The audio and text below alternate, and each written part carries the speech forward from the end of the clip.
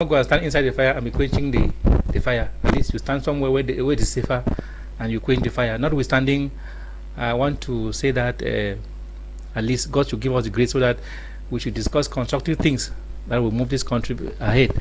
And I'm also sending my greetings to one of my colleagues, Mr. Kintang Saranyu, who is in Bamenda. Thank you very much. And not forgetting my little entertainer in the house, Kimba Vitalis.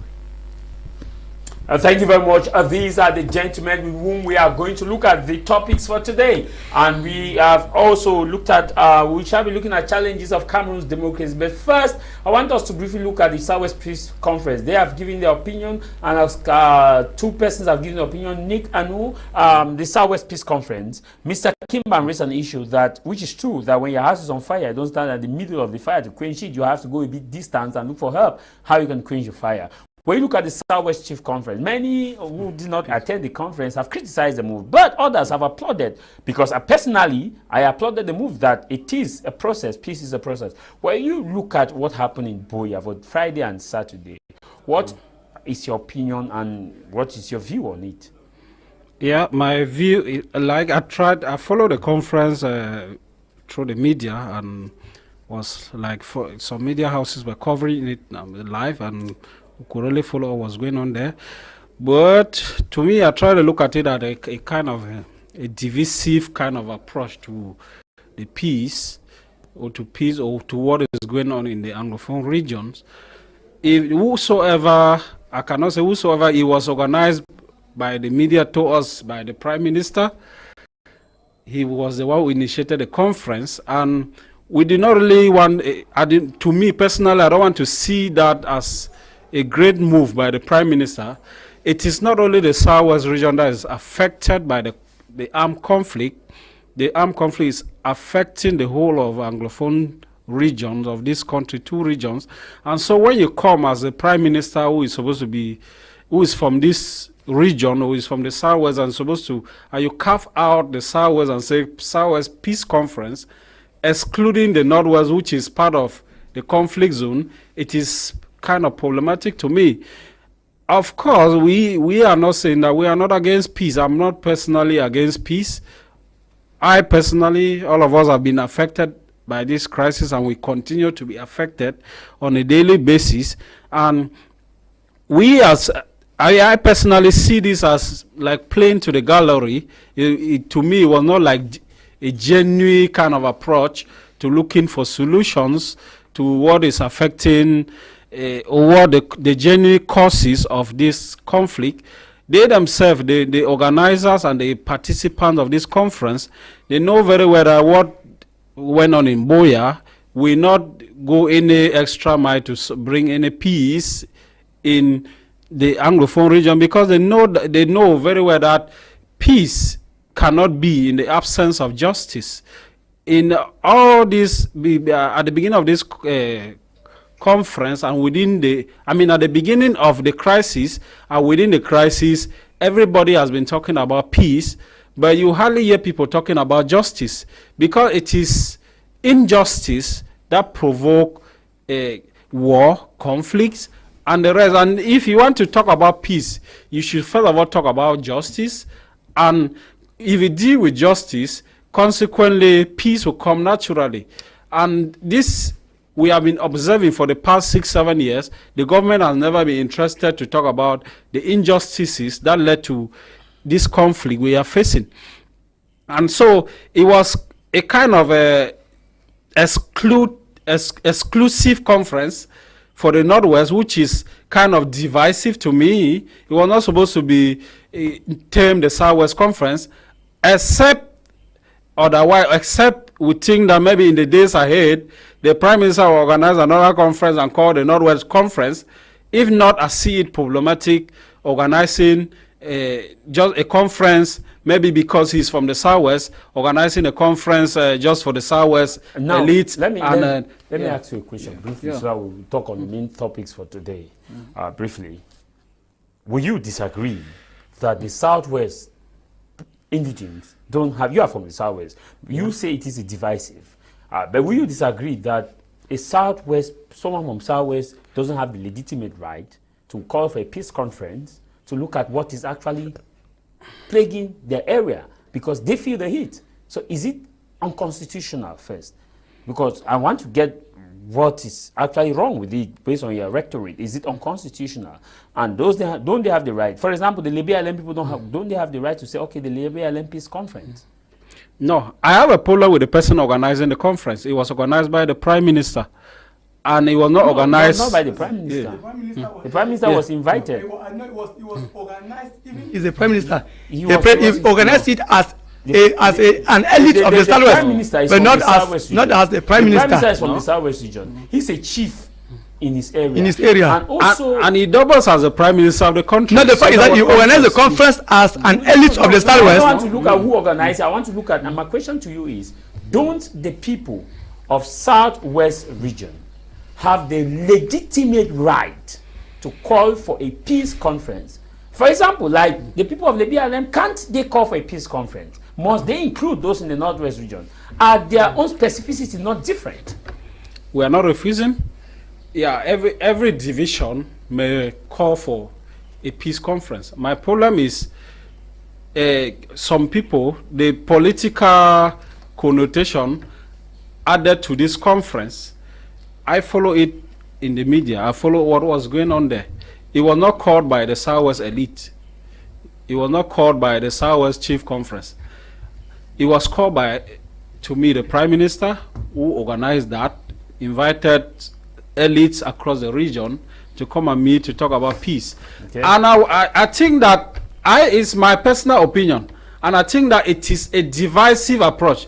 It is an approach the regime has been using, dividing and roll people. It is a divisive approach. If you want to solve a problem that is plaguing two regions of the country, we should be genuine enough. You should be genuine enough to bring in mechanism that we address the root causes of this problem that is plaguing these two regions, and not isolating a particular region and then just come and concentrate in Boya. I don't know. And the places where the crises are hitting the region, they don't go there. They don't go. They were supposed to go to Moyoka or to Kumba or to Kwakwa. And if they were really out for peace, or the Prime Minister, he was supposed to maybe take it to Indian, where he's coming from. If they were really for peace. Mr. Kimba, will you agree with him? Because like the people of Donga Mantu, then don't they have the legitimate right under the constitution? I'm not refusing their right. I was shaking my head because normally it's their right to organize a peace conference, and it's their right to make sure that they live well. If you look at the whole of Northwest and Southwest, the campaign is relatively calm because we have been able to manage peace within ourselves. And if other people can galvanize and manage peace within themselves, I think gradually we are going to have peace. Notwithstanding, remember that some months, I think it was last year, the Prime Minister was in Bamenda to hold almost the same thing that they have done in the Southwest. No, he did that for the Southwest and the Northwest. That time. It was a tour. Yes, he did a tour for the Northwest and the Southwest. Yes, the fact is that we are all looking for solutions to a problem, and you cannot say that this is the panacea to the problem. We are still touching places to see which one is soft, where the solution can come from. If you look at what is happening now, you will discover that the situation is becoming stable. Not that it is stable, not that it is quite. Violence is reducing. Violence is reducing. Yes, even with the numerous attacks now in Bamenda and even in the Southwest, I'm sure the only place in the Northwest that is so hot now is a Bui division. Other places, at least, we have peace. A little, they'll say some peace. We're experiencing what we call conflict fatigue. That's what we're experiencing. It's not like some peace. No, to be very candid, people are tired. Many people are tired. That's what it says, conflict fatigue. Everybody, even the militaries, everybody is tired. Yes. Yeah. So it is time for all of us to see how we can bring solution. We are not saying that, for example, when you come here and you say the CPM has done this, we are supposed to do this, we are supposed to do this. The Prime Minister did not go to Southwest to go and fight a war in the Southwest. He went there because as a patron, he was because he was not even there. So you don't expect him. He was not. You don't expect him now to go to the hot areas And so we have to take his security too into. No, he was not there personally. He was represented. Even if he is represented, the person who came in this capacity is him. And it was organized by the regional assembly. Yes. He was invited as a patron. As a patron. As an elite of that area, which is very, very correct. I think if a village has a problem and you are able to organize your own family, you allow it because the whole village has a problem. And so if the people of Southwest has deemed it necessary that no, it is better we come together and look for solutions to our problems, I don't see anything bad in it, because we have been having even divisional meetings where people, a particular division will come together and say, okay, how can we look for solutions to the problem of this division? I don't think that there's no divisiveness in it. It's just the fact that all of us, we are looking for solution to a problem. But notwithstanding, we'll like that when such meetings are organized, I always say it, when such meetings are organized, those who are on the ground, those who are the people who feel the pains, those who are the ones wearing the shoe as they say it, they should be the people to testify what they are going through. Because when people just leave their own day and they come to Bamenda and they sit there and say, okay, we have held a conference, a peace conference, and we have talked and they go back, I'm sure at the end of it all, the impact is felt very little on the ground. Whereas if the people who are feeling the pains are called to come and say what they are going through and give their various experiences, from their various experiences we will gather it and see how we can bring up a solution. Because they say you cannot cry more than the bereaved. You cannot come from Yaoundé and know what is happening in the Southwest or in the Northwest more than somebody who has been living there. For example, when you are in Douala here, you are a journalist, I'm in Bamenda. If something happens in Bamenda, I think I stand a better place to give you the information more than what you read on social. Yes. So I think that next time when such meetings are being organized, at least the indigenous people who are living on the ground should be called to so come if I get you testimony. If you are of the opinion, like me, that is okay, but their issue is the constitution, the participation. Yes, the participants. I'm very manner in which those participated. That it should have been a broad base. Yes, there is something because. But these persons who say they were invited, that they gave invitation to the people of this area. Some of the people of this area, they are representing. You see, Jarvis, I want to be very candid with you. We are living in a very precarious atmosphere as far as the Northwest and Southwest is concerned. And sometimes when you look at these people who come from Yaoundé, you might not really blame them. Because sometimes if they are giving invitations and they go and attend the conference, the Amber boys will come for them. I mean that you are people who went and sold us. You are black legs. And sometimes it is very, very difficult. For even during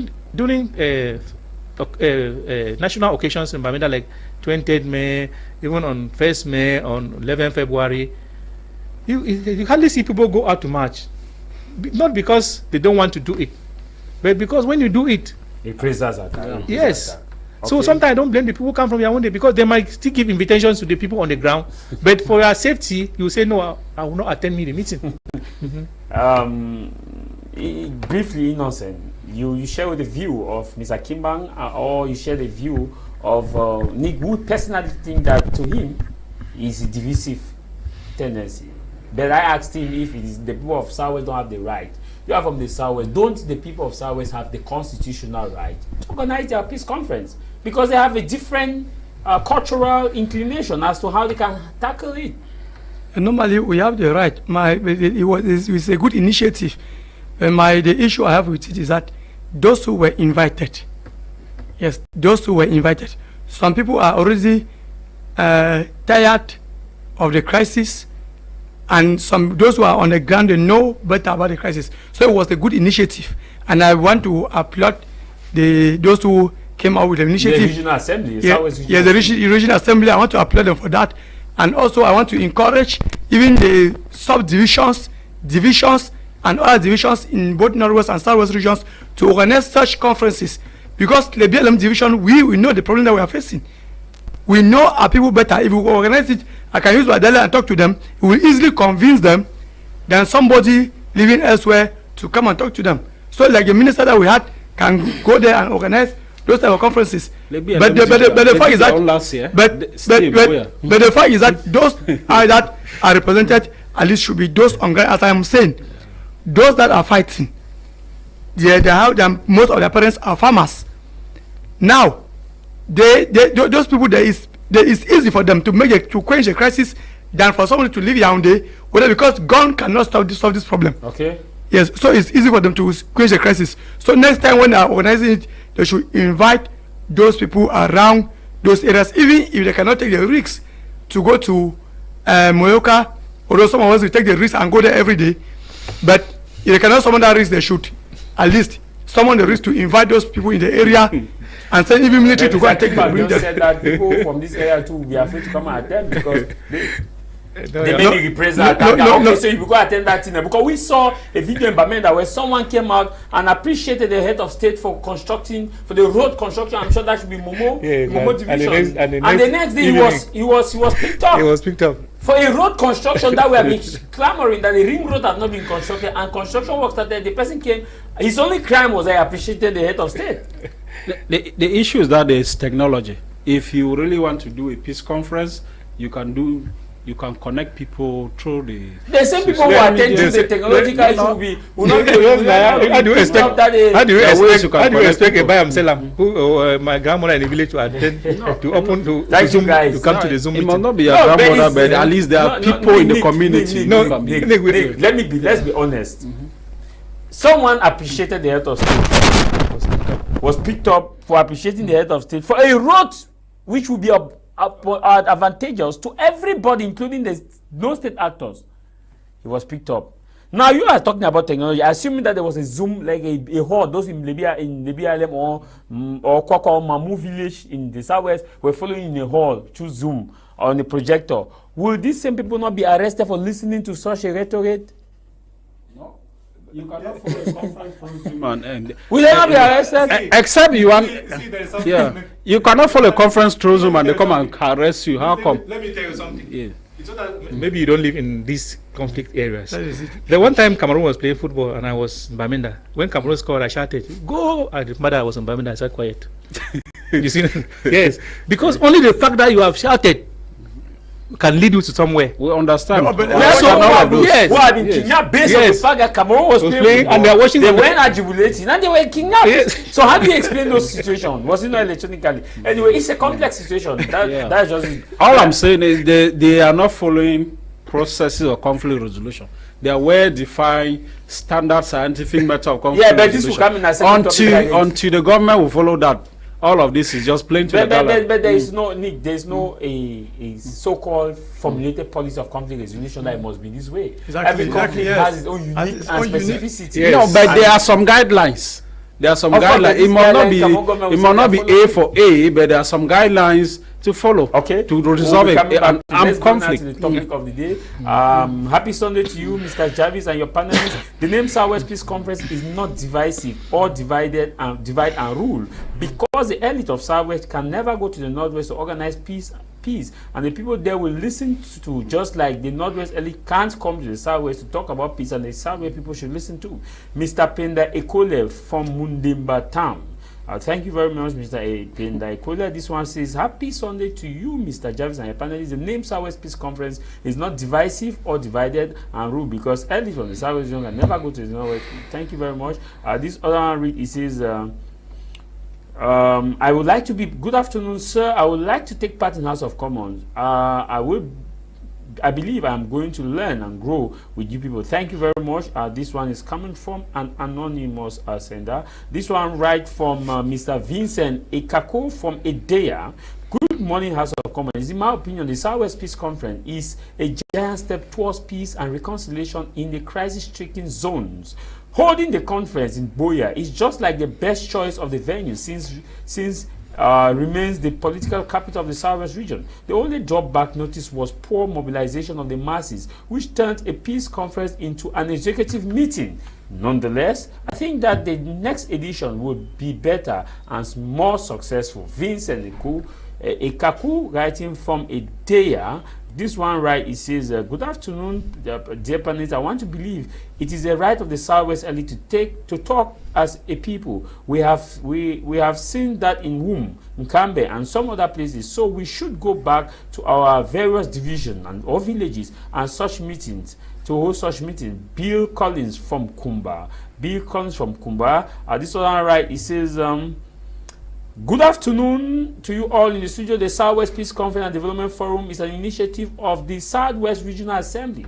The Prime Minister was invited by the Regional Assembly as a patron. I am from the Southwest region and took part in the event. The Northwest Regional Assembly also has a locus standi to organize her own Peace and Development Forum, and also invite His Excellency the Prime Minister to be their patron. Honorable Ita Kelvin Ayamba, youth parliamentarian for Manfe and Oba Bayan constituency.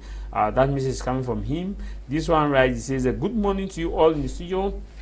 How can there be peace conference? Meanwhile, the same government refuses all Anglophone conference. So who is fooling who? Is it a shame? It is a shame that the local man wasn't represented at that so-called peace conference. Sorry to say this. People in governance do not have this country at heart. It is Joseph writing from Moliko.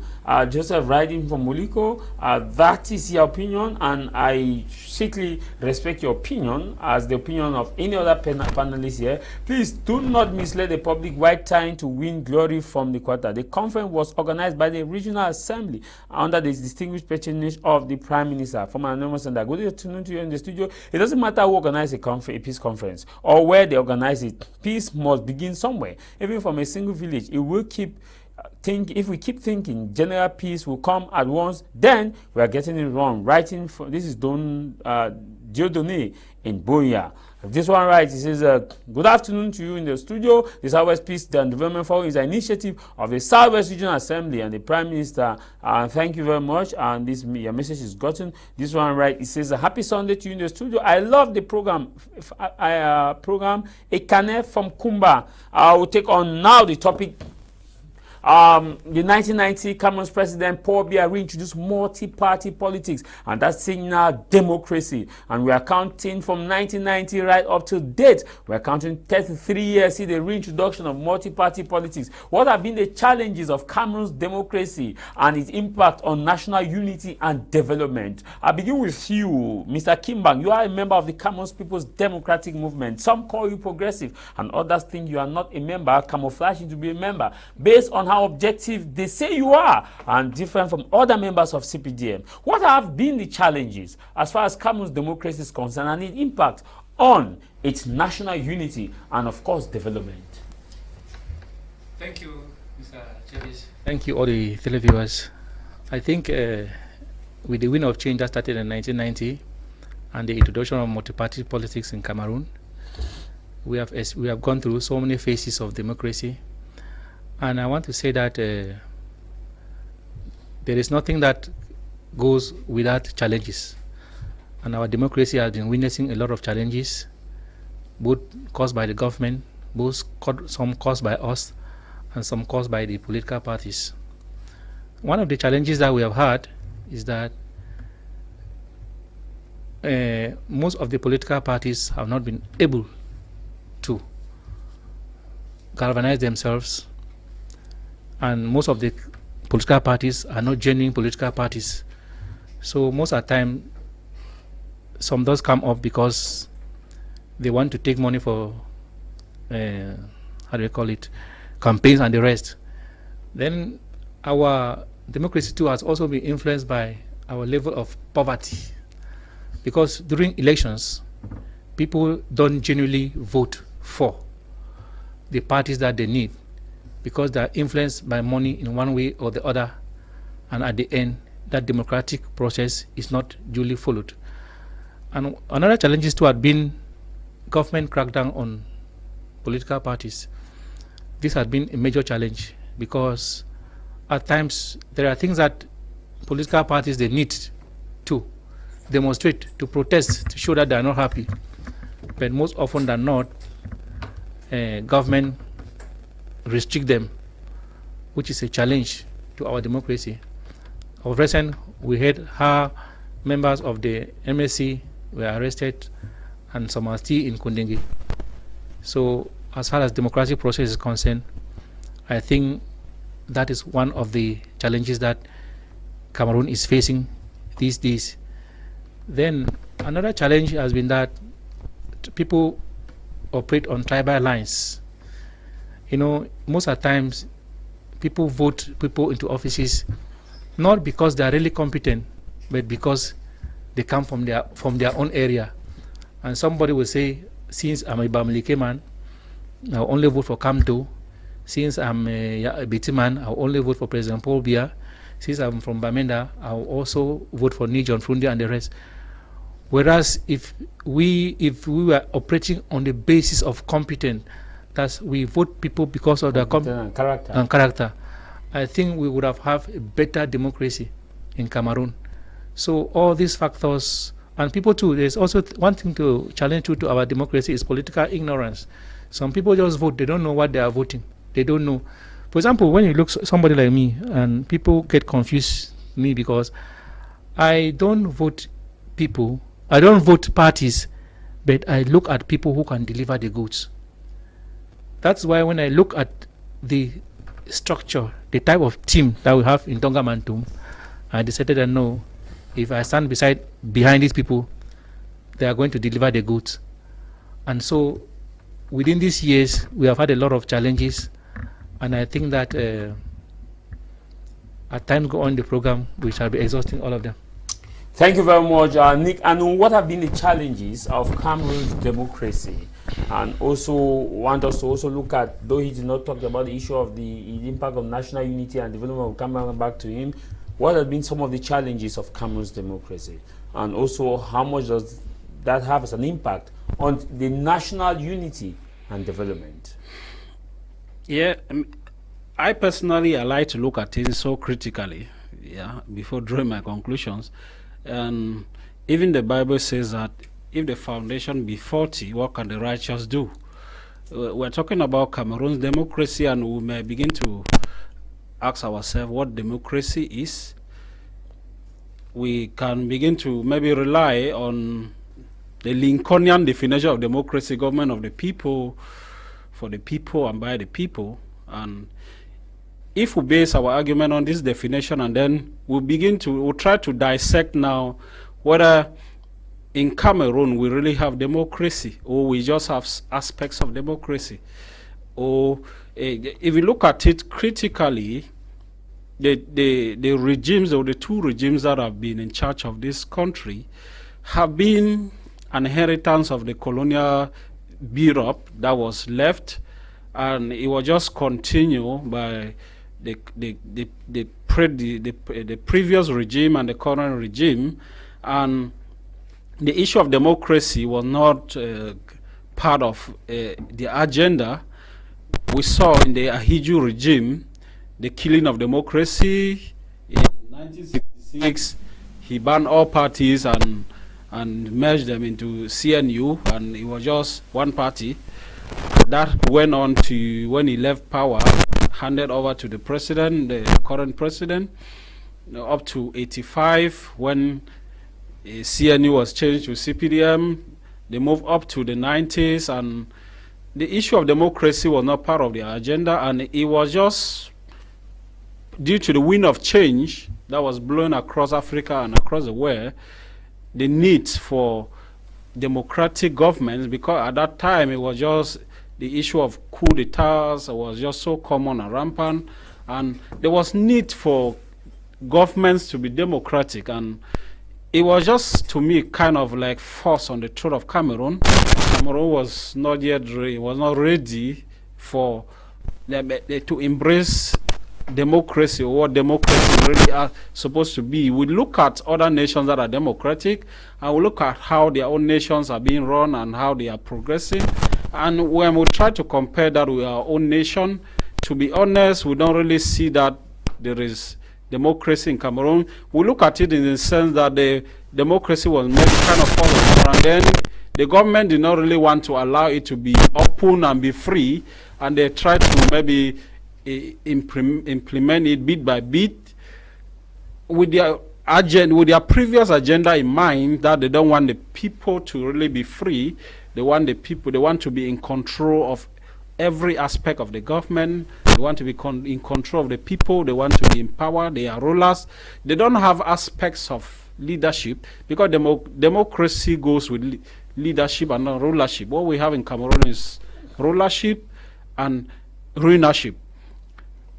People who get into power just for the sake of getting into power, at the end of the day, they ruin the state resources for their own benefits, for their family. They put their own loyalists, people who are loyal to them, and all of this has hampered development of the country, and it is affecting national unity. If you look at the political climate of Cameroon at the moment, you look at the tribal tensions here and there, and you cannot say that we are really practicing democracy. We Cameroonians, the common people that move on the street day to day, we may not really so much have problems among us as Cameroonians, as you are coming from this village or you are coming from this region. Our day-to-day living, we may not experience that, but we tend to experience this from our political class on a daily basis. They tend to be the one dividing us, and we don't see this as advancing the political landscape of the country. We don't see this as advancing national unity, because national unity cannot be built on tribal basis, and the government, who to me in quote may be accused of being tribal, who to me it is a selective tribalism, because you can, if you want to look at it and even accuse the government of being tribal, you will realize that the tribalism of the government is to the benefit of some people. If you go to the villages where all these government functionaries come from, they have the same problems like those who don't even have people in power. The elites who are tribal, quote and in quote, the benefits they have from this post, they don't use to develop their villages. If you can just go to the central region, go to the east region, go to the south region, and as they have been accusing that most key posts of the nation are from people of this region. If you go there, the problems they have are even worse than most of us who don't even have people in power. So it is, to me, selective tribalism. Who to me, our problem is these people who have maybe hold the key aspect or the key post of the nation hostage, and they are not doing what the people maybe trusted them to go there and do. They are kind of like working for their own personal gain, and this is hampering national unity, national development. And we can, in this case, not talk of Cameroon being democratic. Okay. We look at it as maybe Cameroon is still a kind of kingdom where the king is there to give special posts to his kind of special people, and we are still a very long way to talk about democracy. Where you say Cameroon was not ready for democracy, we are talking about the fact that before the 1966, we had multi-party politics. Yes. So that was also democracy. Like the West Cameroon, there was multi-party politics where we had different political parties, election of prime ministers, and so on. The same thing in the outcome and the outcome, obviously, where we had the same system where Prime Minister Andemarin Binda was actually voted, and say some similar situation come to with the Amadou Ahidjo. Then now, before he moved now to the president of the Republic of Cameroon, was that not also democracy? And we are counting 33 years. See the reintroduction of multi-party politics. Can't we say we are ready now for democracy? Or how long will it take us to be ready for democracy? I know I've asked a lot of questions. Yes, I am saying that if you look at the Ahidjo regime, they were not, if he was really like for democracy, he wouldn't have killed all these political parties and merged them into one. And if the current regime of President Biya was also ready for democracy, the democracy wouldn't have come with the blood of people in his hands. Democracy came to Cameroon with the blood of some people, which a country that is ready for democracy, this was uncalled for. You quite remember the SDF that brought this wind of change into Cameroon. This was launched at the expense of human blood, which to me was not the case. If you really want your country to be democratic, democracy have some tenets. You have free and fair elections. Don't we We have? we don't have free and fair elections. We cannot. No, at just least we list the cannot talk tenant. of Just that. list the tenant. We have participation. If you look at the voter apathy in Cameroon, you look at a country of close to 30 million people, and we have an electorate of just 3 million people. This is a call for concern. A country where democracy is supposed to be a situation where people are really like feel happy to go and vote for their leaders, but the people have been taken hostage, that they find no joy, they find no need going to vote people that will not provide them solutions. So they feel like, Cameroonians feel like they are orphans in the political space where they found themselves.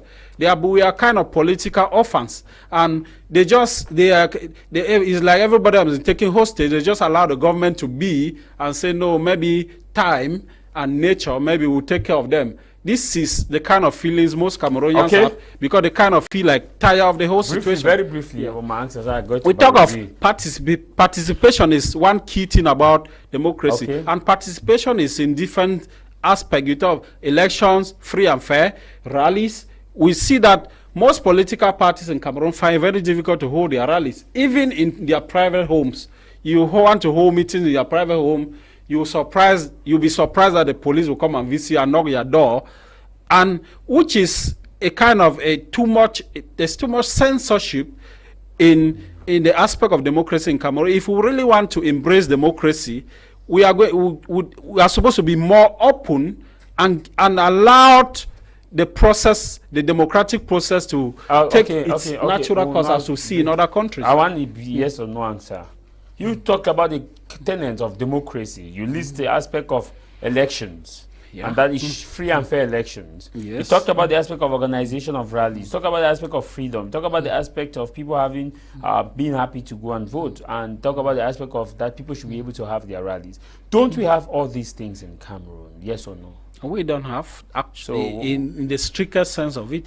What strictest sense of it? Is there the barometer that says that when Abraham Lincoln defined democracy as government of the people, by the people, and for the people, did he give a caution or a quota of those who are supposed to go and vote for it to be quantified as democracy?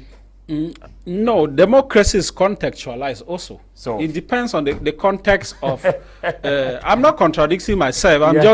I'm saying that in the context of. I'll be coming back to you. In the context of Cameroon, we cannot talk of democracy as a yes and no answer. No, I just asked you the question that when Abraham Lincoln defined democracy as government of the people, by the people, and for the people, did he actually give a particular number? In our own case, it is government of the people, which is some people, in quote. Government of the people, some people, some special people. That's the kind of democracy we have in Cameroon. The government blocked the way for you to vote, and you come and say when you refuse, the people refuse. Coming back to Barozil, I don't know if you agree with him, because he stated that we have an issue of where democracy, to him, it must be rallies. Political parties must be able to organize a rally.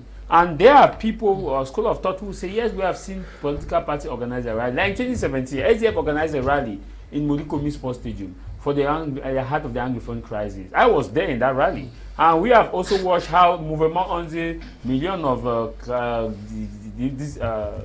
Kabali be organized in Douala. We have watched other rallies in the moment of election. And so do you agree with him that we don't have democracy? Talking of rallies, not campaigns. Yeah, when he was talking, I was just laughing.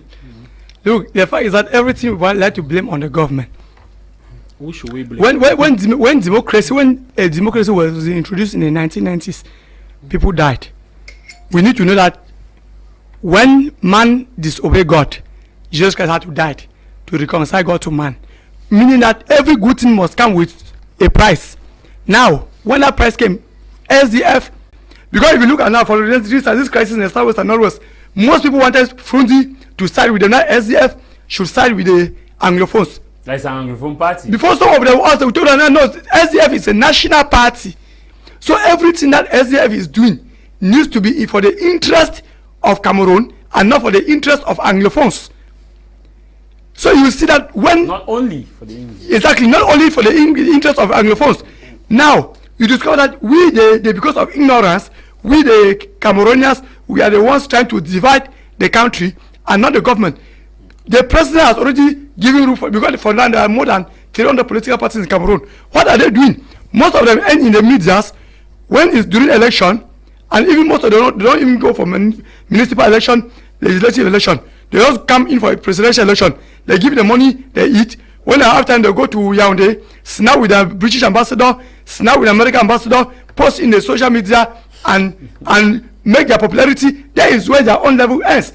These political parties, because now, for us to actually, and now why is it that, what is the impact of Cameroonians don't vote based on competence? They vote based on what you can give them, what they can have and eat.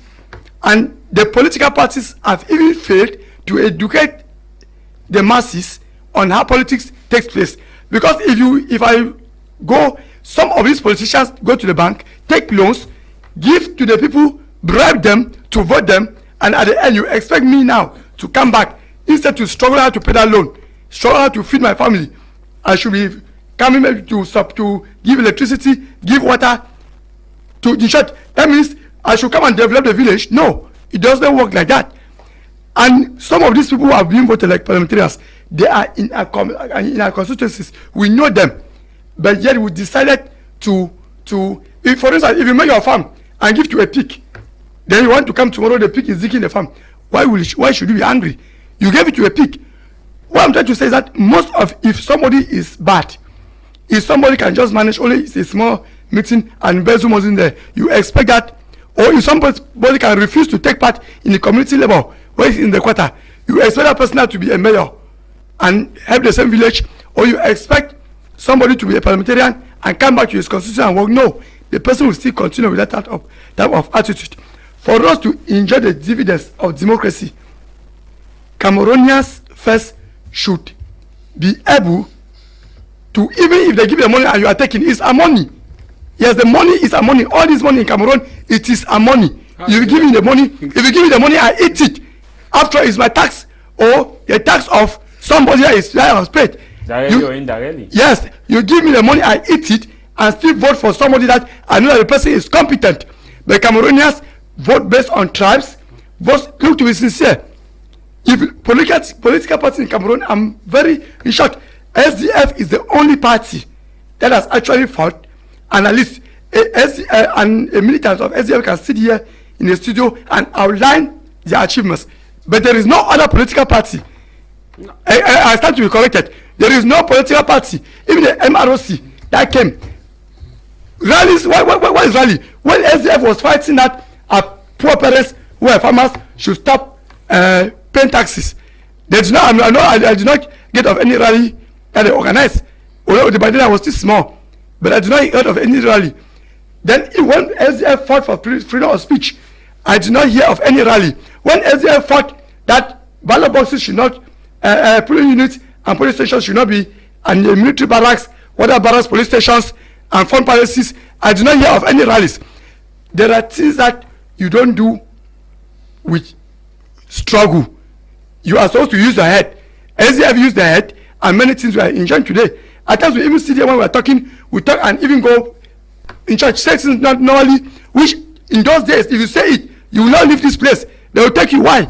Because there is freedom of speech. No, it is an evolution. To an extent. It is an evolution of technology. You cannot say that's freedom of speech. How is that an evolution to technology? Now, say something here. Let me land. Evolution. Now, yes, the first thing is that opposition parties have allowed the president to be single-handedly appoint 30 senators. These guys, there is a judiciary. They can take the president to court on this matter. But it's not constitutional. Even it is constitutional, but if they say the government, if they say democracy is governed for the people. No, I have the impression that you are living in a theoretical Cameroon. Let me finish. Let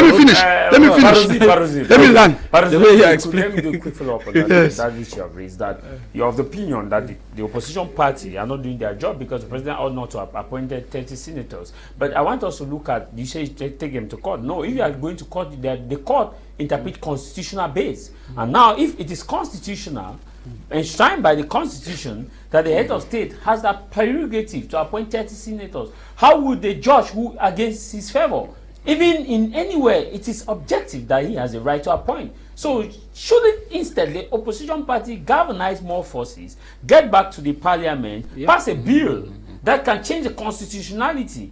Because they are like sounding that what President Biya is doing. They were first of all the ones who voted. Which is not unconstitutional. No, what I'm trying to say is that I remember they voted that when the SDF was let me learn. It's not having a parliamentary. It's not whether it is in the constitution. They said government, democracy is a government for the people, of the people, and by the people. Meaning that what? Meaning that if a senator goes up there and is working, if I vote a senator there, is working, he's supposed to be working for me. And when he's working, another, I'm the one working. So let me finish. So I'm not supposed to blame him for that. And if the Cameroon government accept to this, because if I'm a lawyer for political parties, I'll go. If the Cameroon government accept on this, then if you appoint 30 senators now, even if it is found in the constitution, you appoint 30 now. Do you think that those 30, which is already almost half, will go there and work for the person who appointed them, or will work for the people that they are representing? No. So I move to Mr. Vitalis Barzil. You're of the opinion that these 30 persons appointed, if I'm wrong, correct me, may not work in the interest of the people. Yes, correct? Yes. You also are the opinion that President Biya was democratically elected by the people, correct? Yes. So the people gave him the mandate to rule them, correct? Exactly. So he appointing these senators, is he not still on the mandate of the people, whom is charging them to work on the people? He has appointed them as for the mandate, the mandate of the people.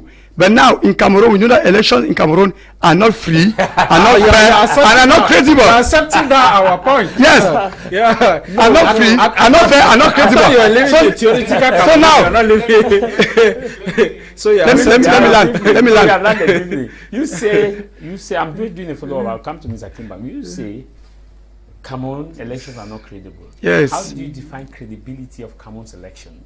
Because we see Elecam says organize election, and the Constitutional Council that has the constitutional mandate to determine whether the elections were credible or not sit in a, I think it should be 7-man panel judge or so, and receive petitions, give fair judgment, fair listening to both the respondent and the petitioner, and decide that, okay, based on the constitution, it is credible. How then do you say they are not credible? What are the barometers that you see, tell me whether they are not credible? The first is that Constitutional Council is appointed by the head of state. Maybe which you gave him the mandate. Maybe it is constitutional, but you know that when you appoint somebody, the person feel indebted to you. So who gave, excuse me, and now, briefly, yes, who gave the head of state the mandate?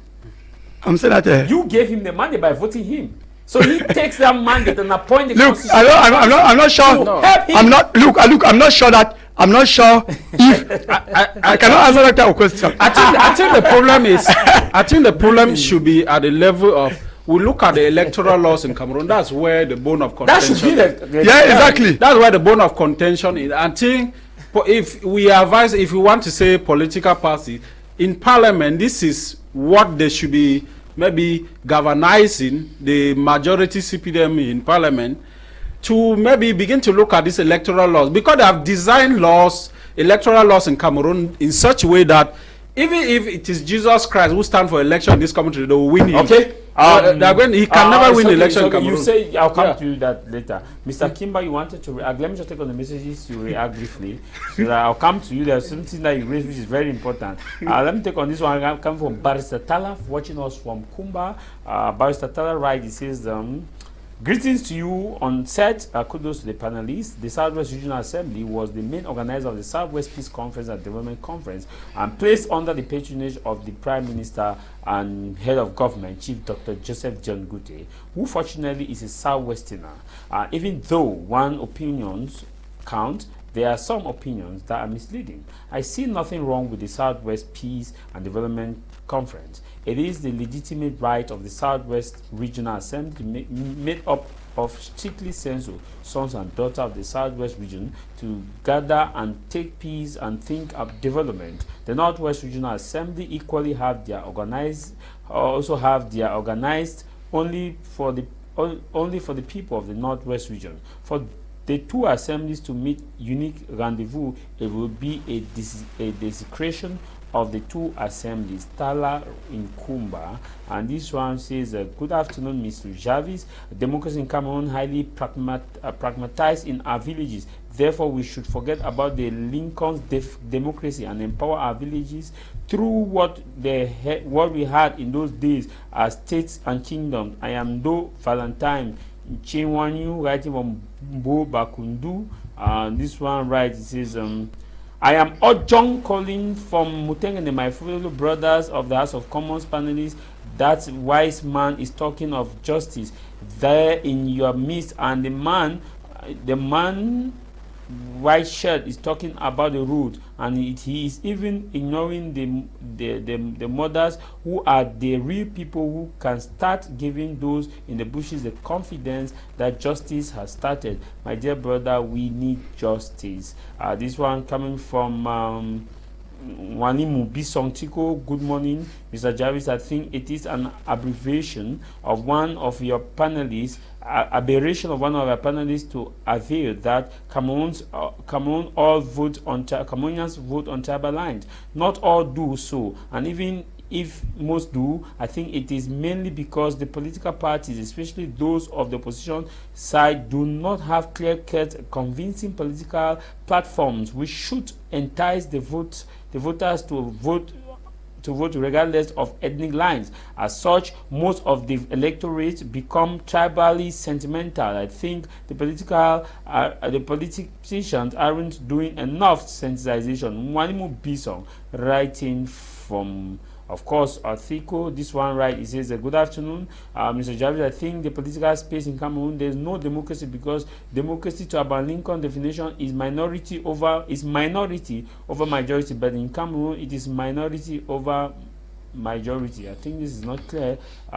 Please, when you are writing us, indicate where you are writing us from and who you are, so that we can properly acknowledge you. This one, right, it says, good afternoon.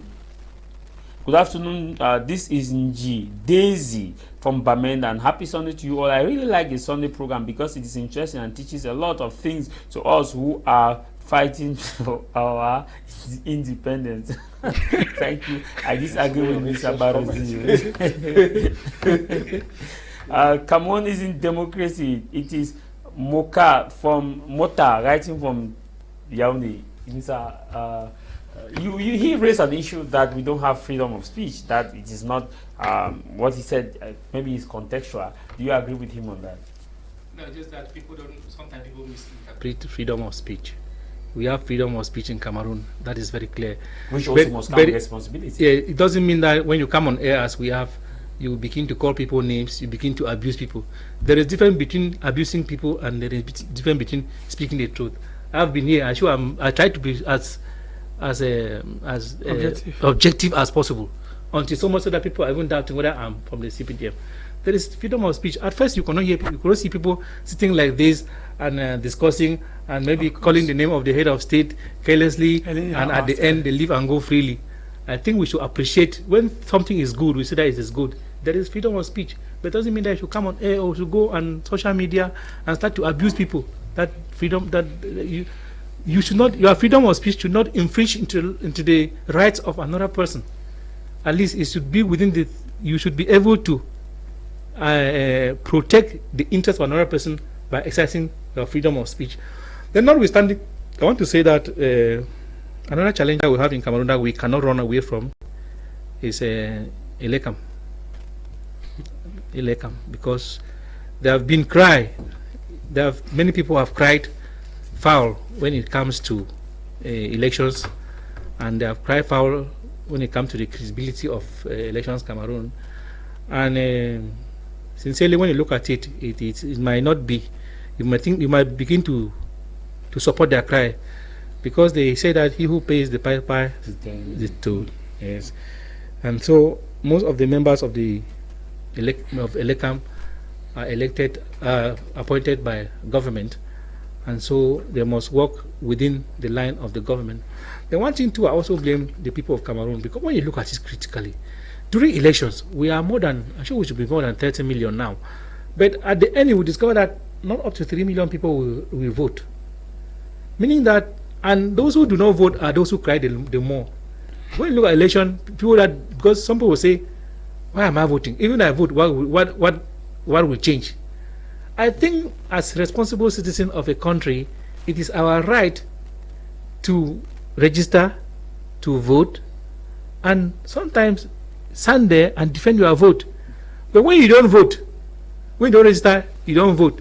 And your own is that you sit and criticize the government and say that no, they have stolen the election. Have you voted? Have they stole your vote? No, because you did not vote. And you are crying that they stole the vote of the other people.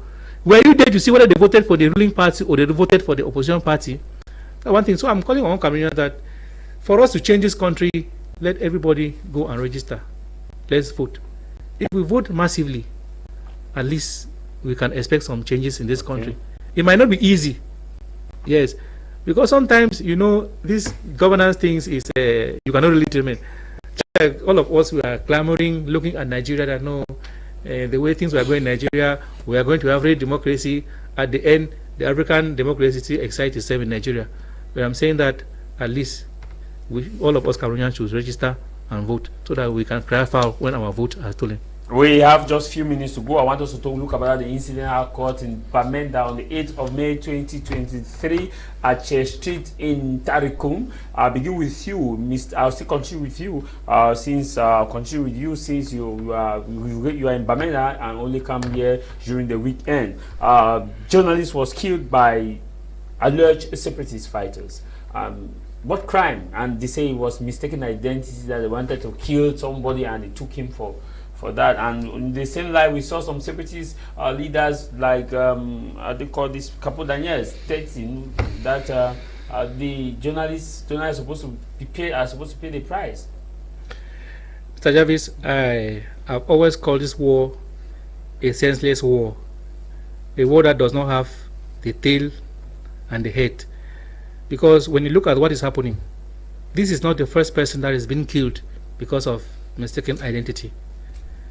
And it is not only the separatists that have killed people because of mistaken identity. Even the military has done the same. And I used to ask myself, we are all brothers and sisters of one nation. What can we not? We can sit, dialogue, and solve this problem. When we say, and when Anye was killed, I was surprised that people are saying that those people who have killed Anye should be brought to book. He has been killed by separatist fighters. Separatist fighters, they don't have a brigade where you can run there and meet them. Those are called them or identified gunmen. And when Jarvis was making his editorial, he said something about that if it was a police gendarme or a soldier, they would have marched to the yes, they would normally march to army barrack, because the army barrack is there, they are seeing it. The police commissariat is there, they are seeing it. And they are not trained to kill. Yes, and they are not trained to kill. But we should expect who will march to the Amber camp in Bamenda to go and meet those who supposedly kill Anye. Even at that, but we and so it is for me, it looks funny to say that those people should be investigated and brought to book. That's not the first crime they have committed in Bamenda. That's not the first crime they have committed in Sarawak. They have been committing crimes. And so the best thing is that we should look for solution to these problems. Because if you say, okay, he was killed by a separatist, and we now say want to open investigations to bring the separatist fighters to book. If we have not to bring them to book, is it today that we will see we're talking about bringing them to book? We would have brought them to book since.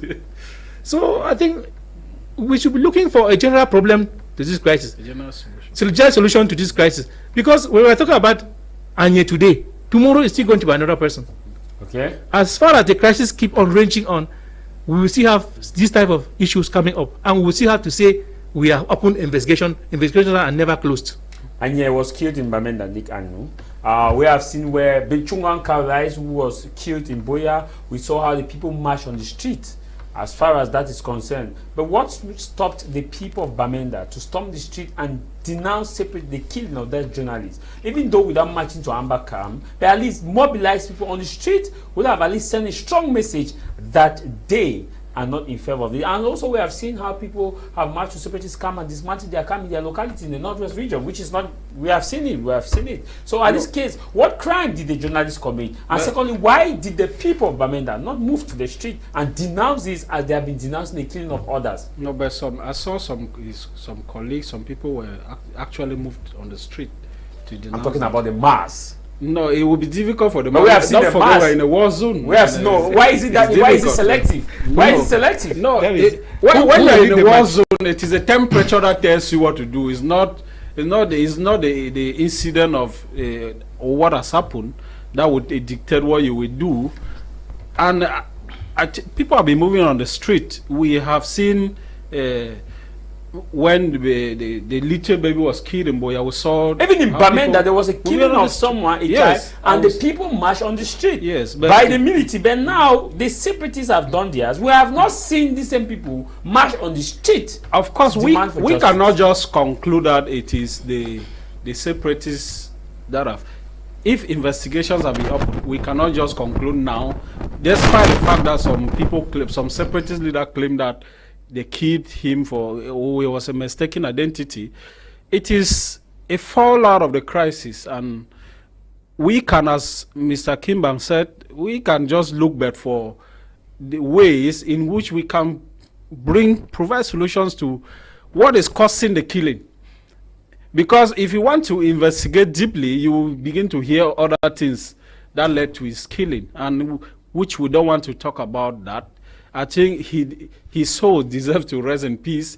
He has already been killed. We will have to be looking at the future, of his family. We regret the loss of such a young, vibrant journalist, and we don't actually know what transpired before he was shot at and died. And we can only say we regret that happened. And we can only continue to hold the government accountable that they should hasten this peace process. They should not just hold to their old ideologies of like it's like what they do, what the Frenchman call bras de fer. It's like the government is doing bras de fer with the separatists, and they don't want to really tackle the root cause of this problem, and so that we can go to a lasting solutions once and for all. I know it is a process. Yeah, peace is a process. It takes time, but for how many people are going to die for us to address, or for the government to address the root cause of this problem? Because to me, the solution lies in their hands. They hold the knife and the yam. They are the people recognized here.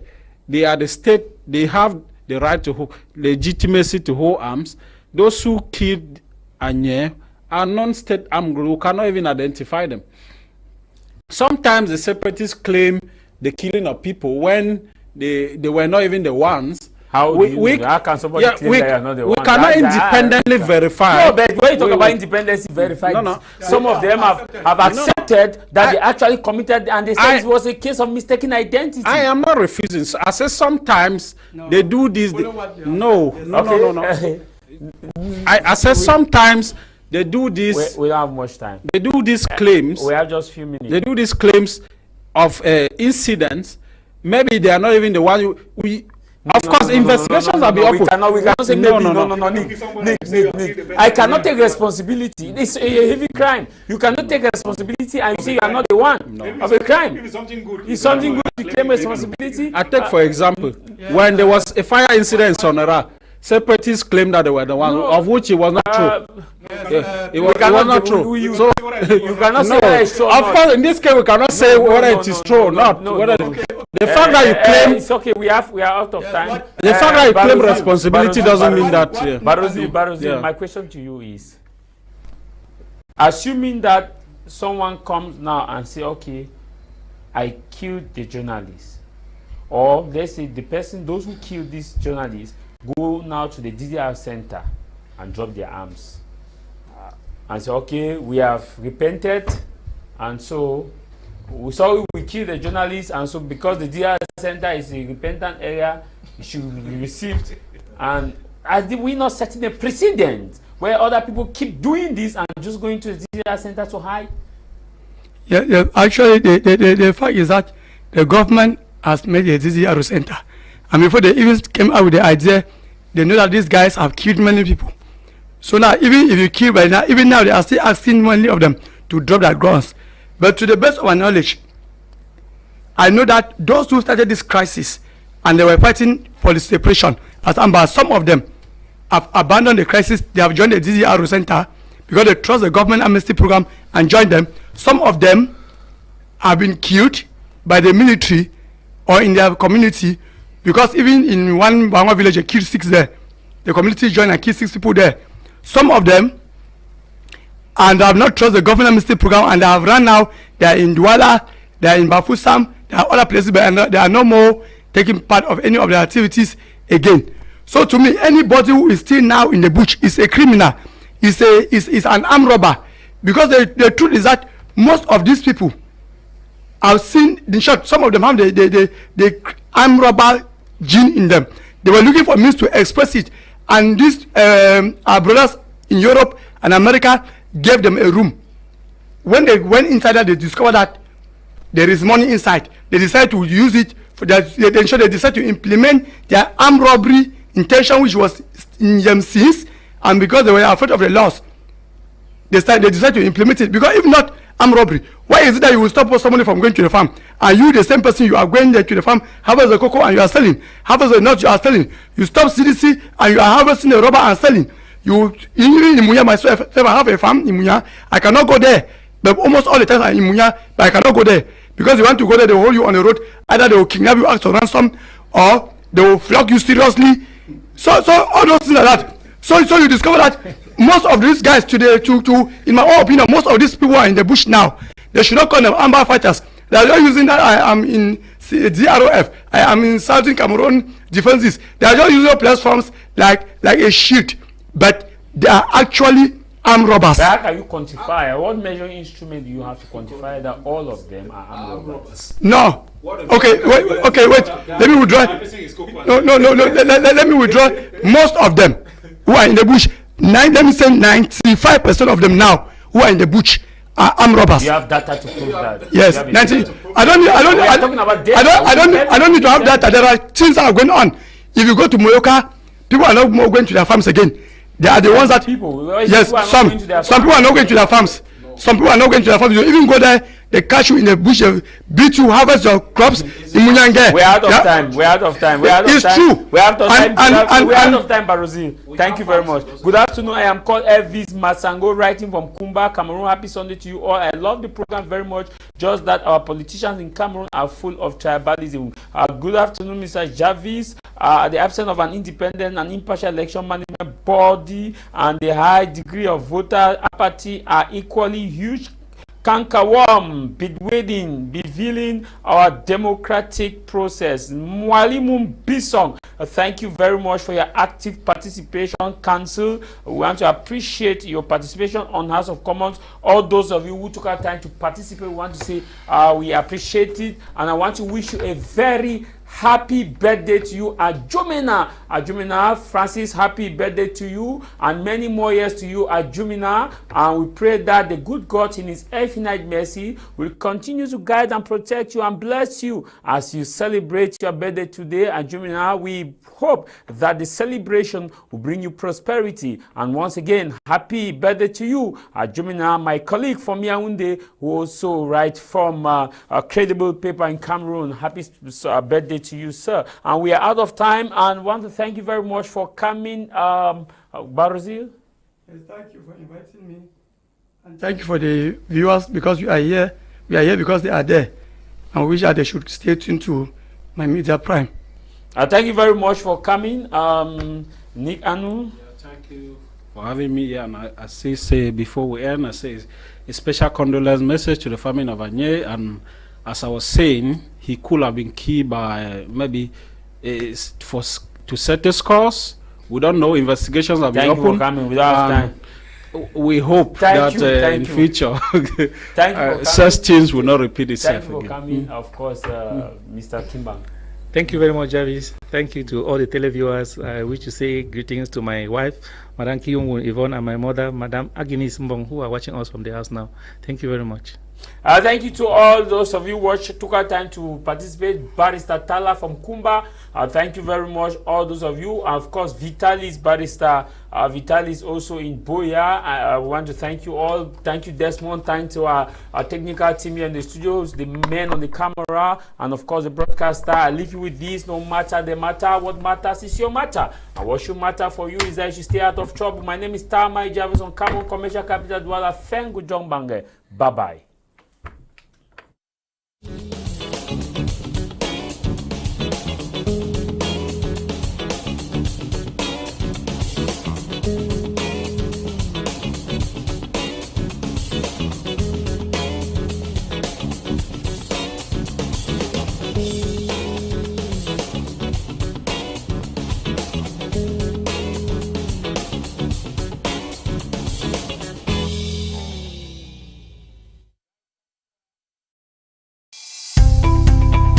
Welcome to a new world of TV broadcasting.